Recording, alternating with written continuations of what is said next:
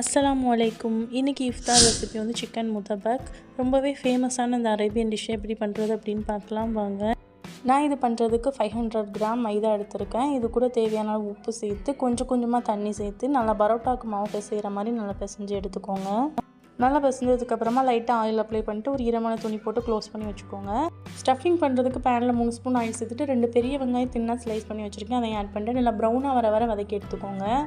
1 spoon இஞ்சி பூண்டு paste add பண்ணிட்டு நல்லா வதக்கினதுக்கப்புறமா 100 கிராம் போன்லெஸ் சிக்கன் வாங்கி நான் கிரைண்ட் பண்ணி வச்சுருக்கேன். அதையும் இது கூட சேர்த்துக்கிறேன். ஆட் பண்ண சிக்கனை 2 நிமிஷத்துலேருந்து 3 நிமிஷம் வரை நல்லா வதக்கி எடுத்துக்கோங்க. சிக்கன் வந்து நல்லா வெந்து வந்ததுக்கப்புறமா நம்ம மசாலா சேர்க்கணும். 1/2 ஸ்பூன் மிளகாய்த்தூள், 1/4 ஸ்பூன் மஞ்சள் தூள் சேர்த்துக்கோங்க. இது கூடவே 1/2 ஸ்பூன் மிளகு தூள், அப்புறம் வந்து 3/4 ஸ்பூன் கிட்ட கரம் மசாலா சேர்த்துருக்கேன். இது கூடவே தேவையான அளவு உப்பு சேர்த்துட்டு மசாலாவோட பச்சை ஸ்மெல் போகிற வரை நல்லா வதக்கி எடுத்துட்டு லாஸ்ட்டாக கொஞ்சமாக கொத்தமல்லி இலை தூவி இறக்குனிங்கன்னா ஸ்டஃபிங் ரெடி. ஸ்டஃபிங்கை பவுலில் ட்ரான்ஸ்ஃபர் பண்ணி கூட 2 முட்டை ஊற்றி நல்லா